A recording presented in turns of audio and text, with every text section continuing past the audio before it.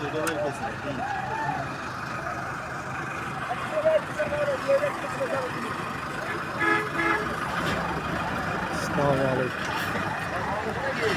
আগে আমাদের উত্তরবঙ্গে প্রচুর কুয়াশা।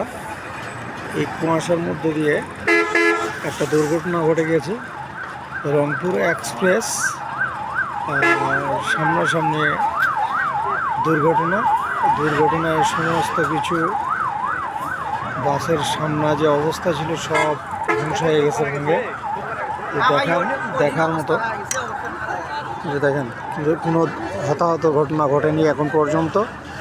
তবে রংপুর এক্সপ্রেসের সামনের যে অবস্থান সব ধ্বংস হয়ে গেছে এই কুয়াশার জন্য। এই যে দেখেন কি অবস্থা, খুব সিরিয়াস অবস্থা।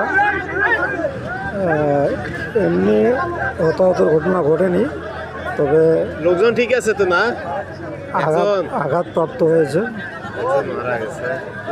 একজন মারা গেছে শুনলাম।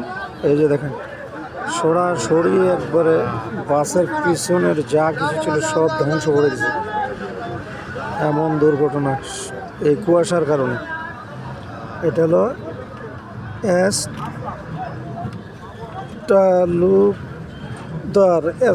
তালুকদার এই বাসটি। সবাইকে ধন্যবাদ।